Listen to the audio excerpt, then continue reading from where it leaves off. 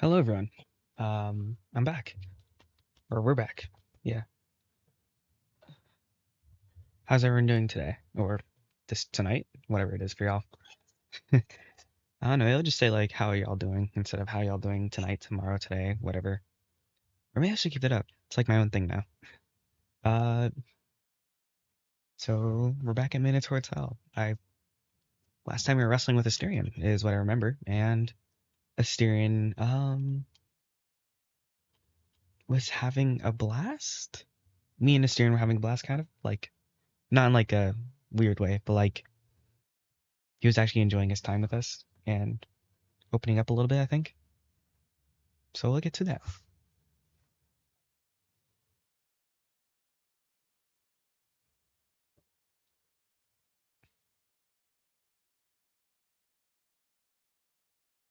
That night, gentle sleep welcomed both the Minotaur and you, each in your own bed. The morning, however, would prove to not be so kind. From the depths of the valley we came, from the foreman's meandering song. Esterian had rolled his eyes and snorted at the sound. You, meanwhile, had finished your coffee and selected, or steel yourself, for yet another encounter with the snake. Down the stairs, out the valley entrance. Standing at last beneath those looming statues once more. As soon as you feel the sun beating down upon your face, the snake leaps up to greet you. Master, my lord and liege, I've done it. What have you done this time? My purpose, my life's mission. I thought it all rendered moot since you received that foul armband of yours. But I found it anew. I had a vision, nothing less than divine wisdom shining upon the bestial mind of mine. And can you guess what I saw? I, of course it is. I forgot how this is like this. Yeah. And can you guess what I saw? I can only guess nothing related to a steer. Of course it is. What else could it be? You know, if you'd only let go of this fixation on him, you could probably lead a decent life. I'm sure we can find a better thing. I'm sure we can find better things for you to spend your time on.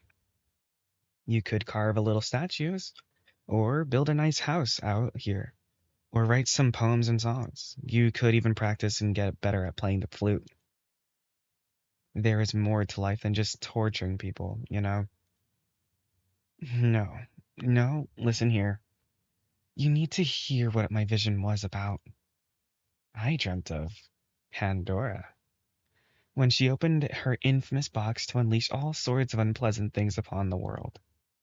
Pestilence, war, hunger, every sort of misery which humans are forced to bear. And yet one thing remained inside, a tiny sprite, which could not escape before the box was sealed. Hope. Hope, sire, because that's the ultimate torture. For as long as there is hope, there is the chance of being disappointed, broken down, humiliated once more. You see what I'm getting at, don't you? I'll give you the hybrid hope, so that he may suffer anew. Bless the Olympians and bright-eyed Athena above all. It is thanks to her guidance that I could see it. Argos twists, coils, and hugs himself like a boy about to unwrap his birthday gifts. Okay, sure. You'll give Asterion hope, and surely that will bring about untold suffering. Genius, Argos. What an incredible mind you possess.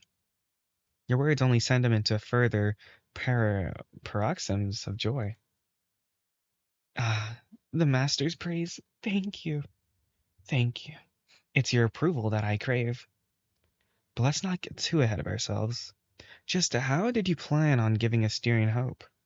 Will you send him an apology letter or something? The end of his tail bats against the ground as his smile grows wider. Oh, no, no, sire. My plans are far greater. And you, my lord and liege, you shall be my accomplice. Bold of you to assume I can convince to take any part in this plan of yours. You can and will, given that right. incentive. Tell me, what do you know about the trial of the Olympians held to discuss Asterian's fate? Just that he has sentenced by the gods because of the way he died. I'm afraid I didn't get much more than that out of him. The snake scoffs and shakes his head, as though admonishing your ignorance. So little, so very little.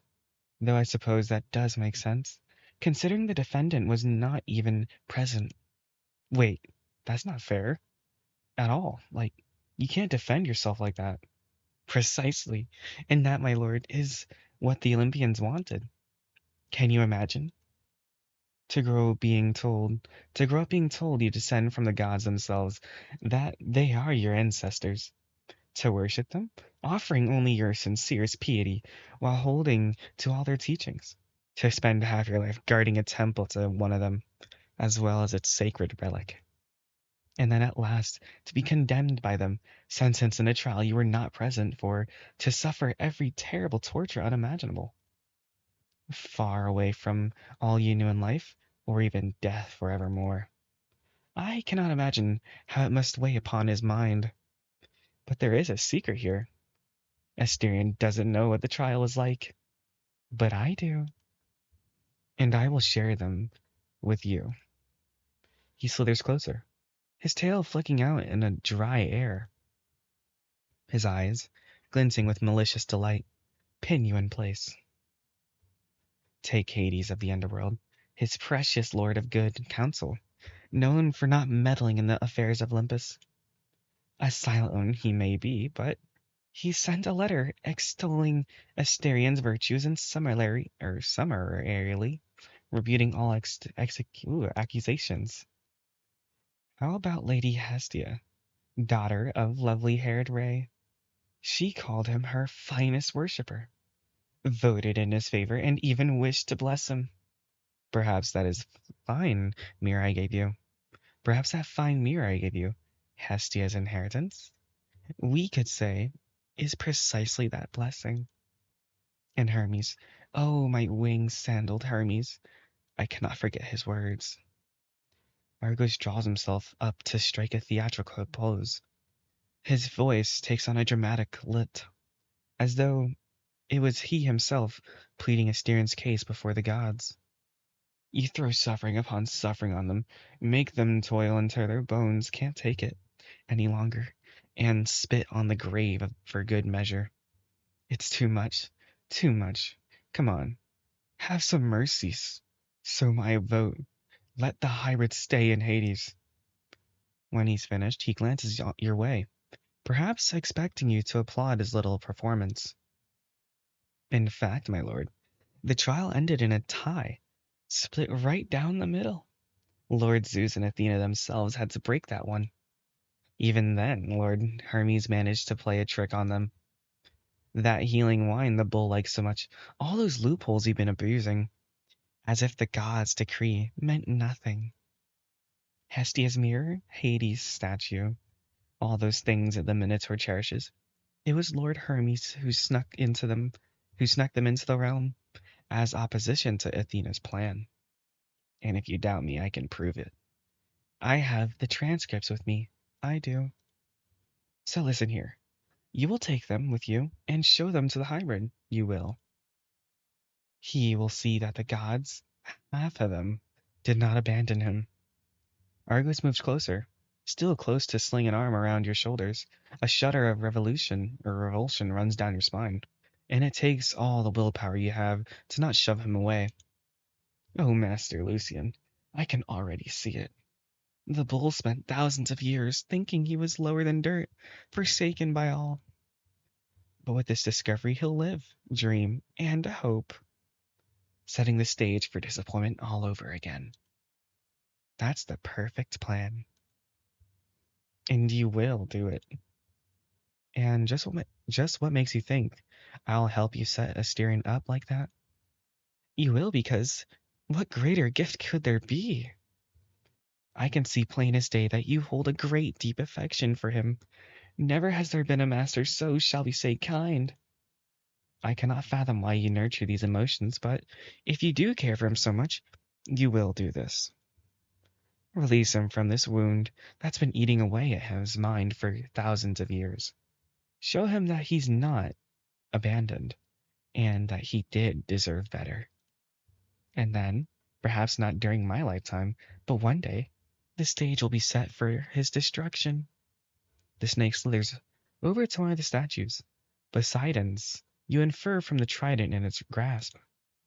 He rifles around its base just as you set your sight, and, or just outside of your sight, and finally draws himself upright once more with 3 pieces of parchment in his grip. Slowly, reverently, he makes his way back towards you. One begins to slip out of the snake's hand, and Argos has to catch it before it drops to the dusty ground. He offers them to you with a low bow, making sure to show you the seal affixed to each one. You can see their age as the gate, or what the fuck. You can feel their age as you take them from him. You obtain transcripts of Hermes and Hades and Hestia's account of the trial of Olympus. You can read them by opening the files in the menu.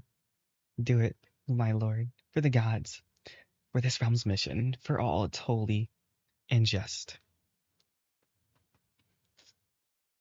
I'd say he's crazy, but I don't know what the heck this does. Like, yeah. Also, why is he like his base is so thick? The heck? Wow. Um, I would say sure, cause I don't know. Like, it really does nothing. It just shows that he's not alone. So why the heck not? Of course, Sargos. This sounds like an excellent plan. Just the kind of gods would like. What great and terrible plan this will surely bring Assyrian. Especially that bit about Lord Hades defending him in his trial.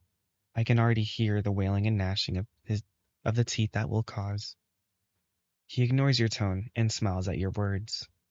At long last, my lord understands. Oh, what great fun you and I shall have. Go now, sire, and unleash all the miracles of mankind upon this realm. Your meeting with the snake over with at last, you turn and begin to make your ascent. You have far better things to do with your time than play Argos's games. Yeah, you're about to start making plans for the day when you notice a note left on your desk, neatly folded and crudely written. Lucian, these little things occur to me at the time, and perhaps you may find some humor or pleasantness in them as well. Epigrams to remember an occasion. You flip the note over. An unknown secret muse, it seemed, inspired your acts.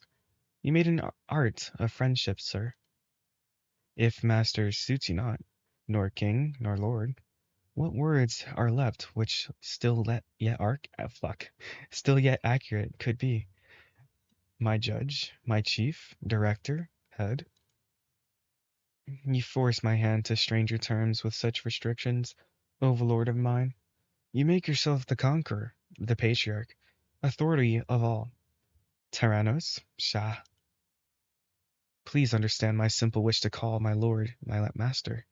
Nothing more or less. You neatly fold the note back and return your plans with a smile on your face. Whatever. We're gonna do Robert, because Philippisterian.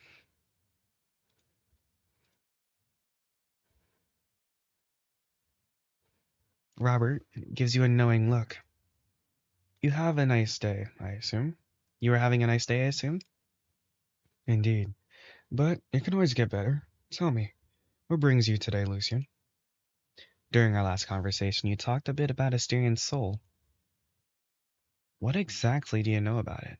Can demons see souls? I can glimpse a bit of it, yes. It is not my specialty, but most of my kind can do possess this skill. It doesn't reveal, however, your character, morals, or misdeeds. What we see is what one's soul is made of, and a few other traces. So, it is Asterian's soul you would like to learn about. Yes, if memory serves, you said he was a human. He has humanity, but it's mixed. Ah, yes. He is a most peculiar soul. It had been puzzling me a great deal. He's had a strong humanity in him. He has a very strong humanity in him. Tempered, resilient, prodigious, even. It seems so exceptionally old as well.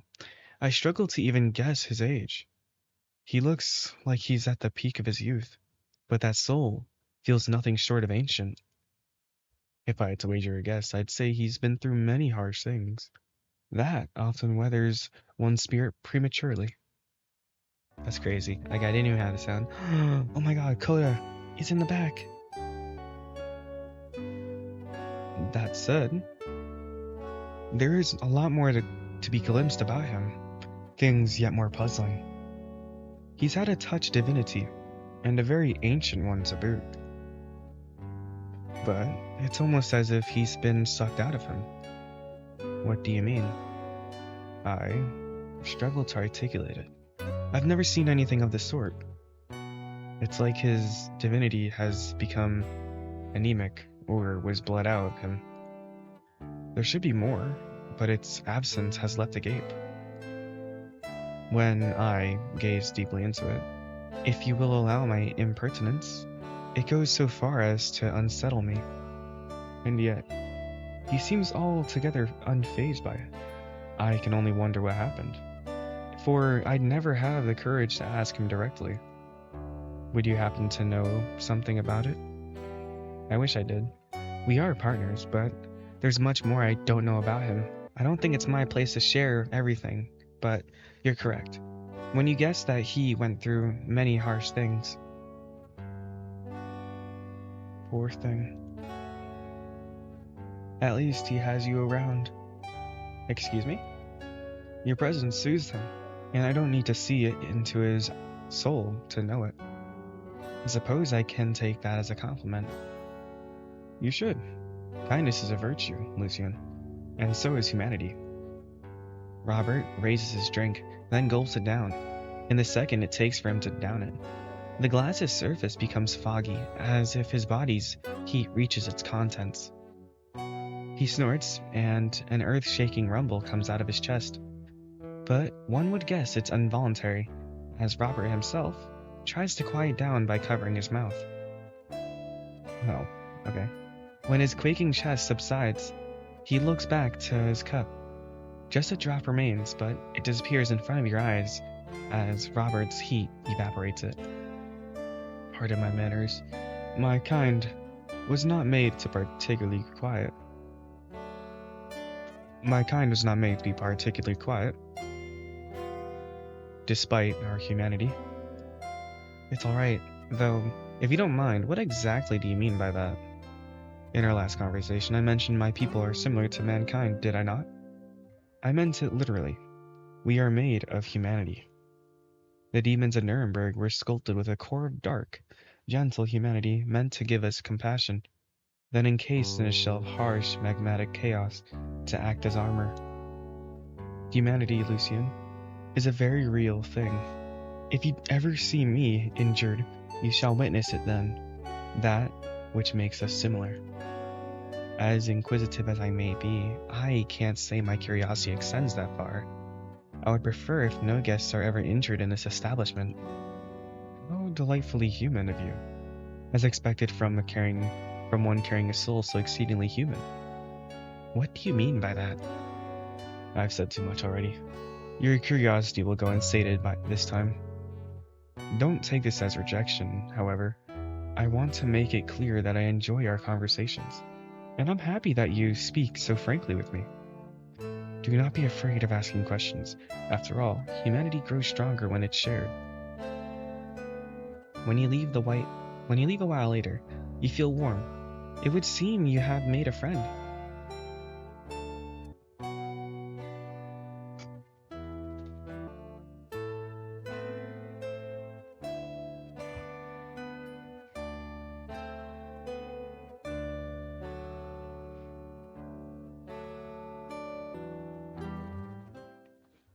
Another day of good work has come to an end. So mount the staircase, hum the song, retire to your quarters for an evening of repose. The prince is already there, bustling around the apartment to take care of whatever evening chores come to mind. He greets you, and you exchange small talk while you settle onto the sofa. When he's finished straightening and dusting the various baubles on the shelves, he joins you. What is that word? Baubles? Is that a thing? You sit on the companionable silence with your business partner and close, dear friend. My god. Asterion shifts, scratches his cheek, and looks at you. A penny for your thoughts, Lucian? The topic has been broached, so there's no reason to delay any longer. I want to talk to you about an important subject. I don't know. Don't worry, it's nothing bad, in fact. I go so far to say it might be nothing short of extraordinary. But it's also important and delicate, so I'd like your full attention and honesty. I'm listening. You remember our conversation last week when we were stargazing? When we talked about Clement's letter? You asked yourself if you had the right to feel anger over what Clement did, because in your words, it was what the gods intended for you. I remember that conversation, yes. And you told me that when Clement did was fair, because it's what the gods wanted. Yes. Now, what would you do if I could prove that false? That at least some of the gods didn't want to put you here in the first place?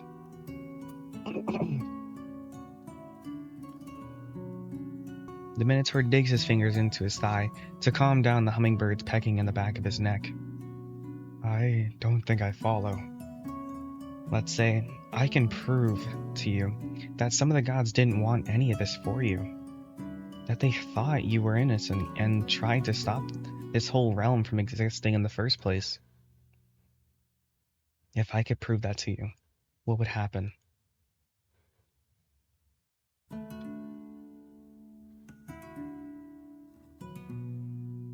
Hypothetically, it may make my sleep 1,000 times more restful. But aside from that, I don't know what else would change. It would at least make you feel better then. Yes, it would be one more miracle added to the mountain of blessings you have brought me. But allow me to build on top of your hypothetical.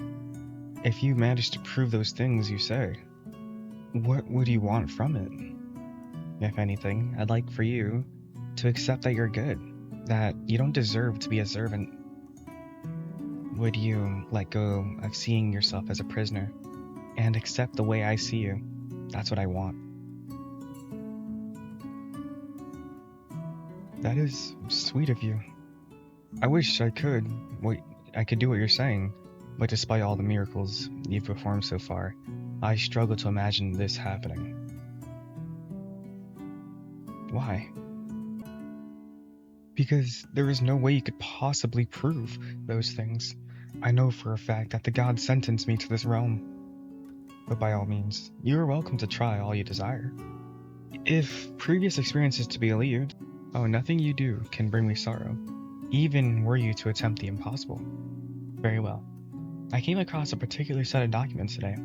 Before we go any further, could you tell me what the seal on them means? He hands one of the parchments to the hybrid. Asterion glances it over, and then he gives it another, more thorough look. His eyes widen. This is a seal of primordial law. The oldest documents the realm have. Those written and left behind by the gods. It makes them indestructible, like regular contracts, also irrevocable and impossible to be amended. So you'd say that this document definitely is real. It hasn't been falsified. As far as I know, no one, not even you, can recreate such a thing. Now, whether or not the contracts are truthful is a different matter.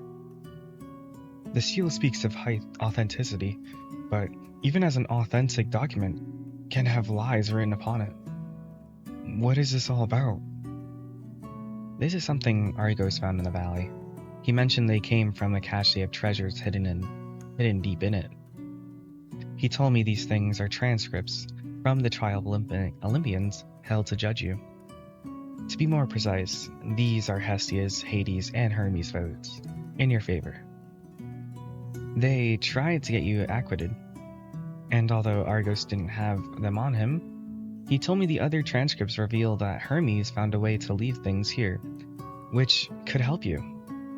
Hestia's mirror and Hades' statue, for example, they're gifts from those two.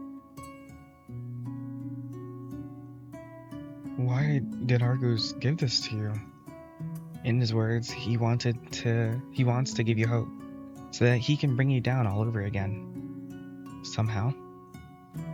Of course, typical of the foreman, to always have a twist behind his every action. So, what do you think? Asterion taps his hooves on the floor. His gaze drifts over to the window, to his room, then finally to you.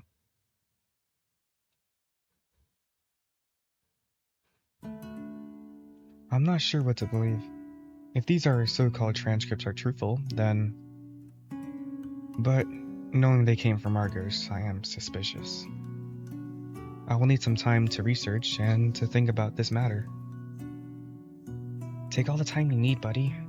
And I'm sorry for if this brings any distress. That's not my intention. Perish the thought. You bring me joy.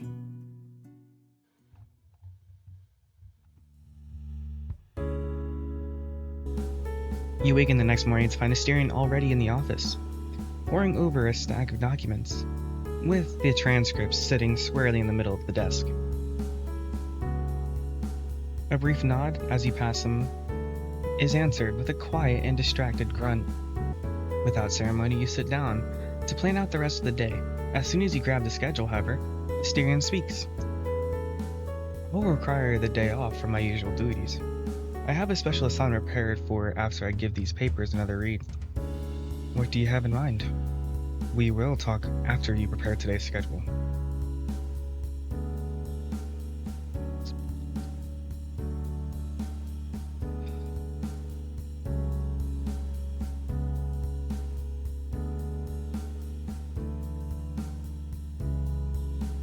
Okay.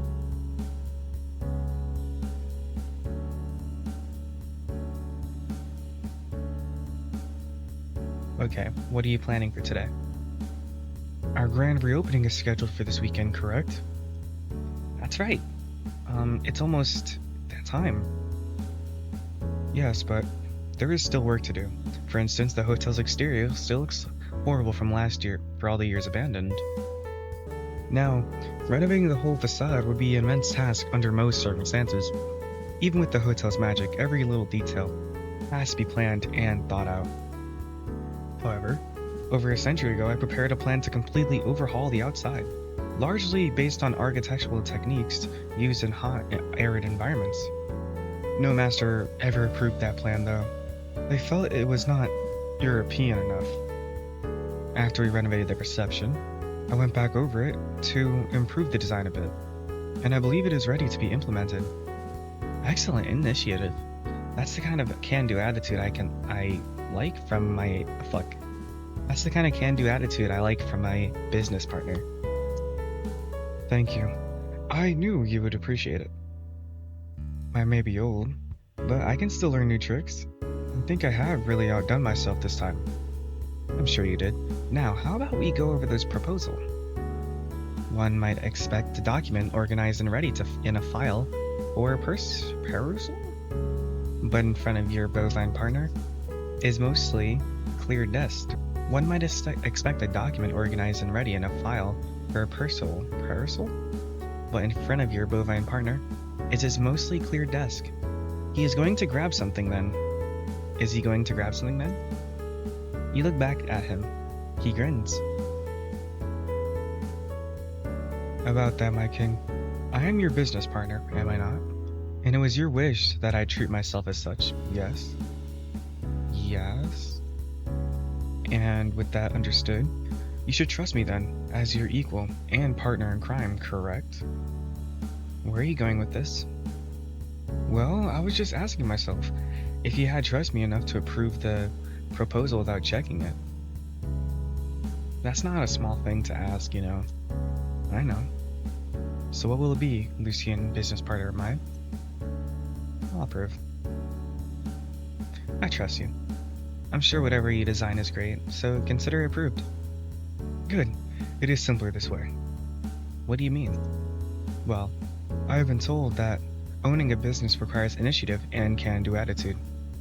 Plus, I've also read that it is better to ask for forgiveness than permission, so... Asterion, for the love of all that's holy, what did you do? Asterion supports his chin with both hands. Why don't we take a walk outside, my lord?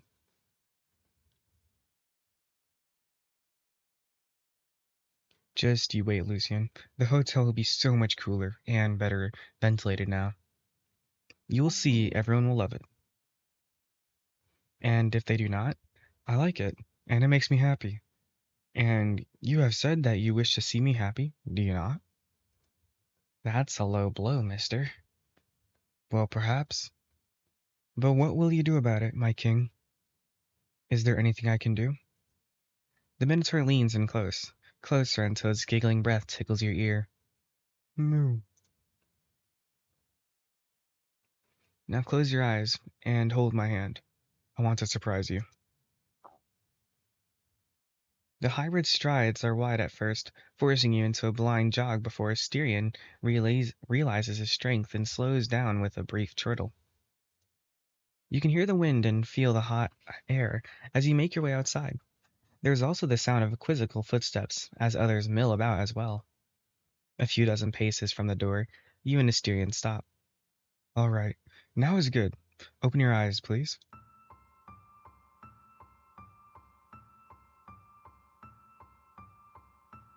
There's already a crowd, puzzled by the overnight change.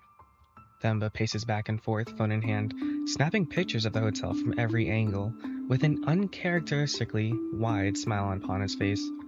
You wonder if he's taking them to show his father what the hotel looks like now. Do you like it? I like it. I mean, it's not cozy, but it's very, modern looking? It fits in with the horns, though. Firm and masculine, I guess. Yeah, definitely not my style. I don't like this kind of blocky Minecraft-like stuff. It's breezy and cold. It's firm and masculine. Oh, it fits him. I almost expected something more extravagant, but this is clearly something from you. Inviting and reliable, while not being overstated. I'm not sure about inviting, though. Thank you. I'm glad to hear you like it. Was it even safe to renovate the exterior with people inside? Like, what if someone's bedroom was squished when you moved the walls around? I assure you, perfectly safe. Changing the hotel's exterior, even adding or removing entire floors, has no effect. Has no effect at all on the interior. You could explode a hole in one of the outer walls, and nothing wouldn't change inside. It may not seem like it, but the hotel in its current state is not too different from the old floors I showed you earlier this week. I just got better at hiding the transition. That said, adding more windows to the outside did allow me to improve both airflow and the natural lighting of the bedrooms. Now, if you will excuse me, I'm not done with the renovations. The sides will still need some adjustments, and I have to make sure the breeze in the infinite branching hallways is flowing properly. After that, I will get back to those transcripts. Without a second thought, Asterion hugs you. Have a good day, Lucian. You too, buddy. And with that, the sweet farewell. The two of you proceed to the day's tasks. Roberta.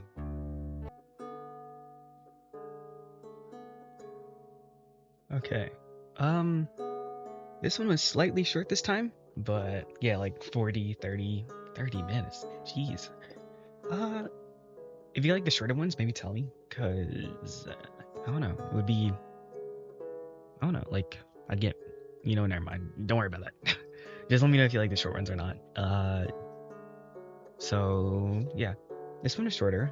I barely remember what happened because I edited it like a week ago, and then I forgot to do this part. So yeah, this is mostly a farewell because I'm on crunch time at the moment because of what's it called? Glasses. So yeah. If you like this VN, you should definitely consider I will link their Patreon and subscribe in the description below. Also, where you wanna if you wanna play the game yourself, I'll link that down, or not link. I will show that down in the description as well. Yeah. Sorry for that. It's a bonus video, guys, because usually I upload on Fridays, but now it's a Tuesday, so yeah. I love you all, and I will see you guys later. Whatever time it is, good night, good morning. Have an amazing day, whatever it is for y'all. Bye bye.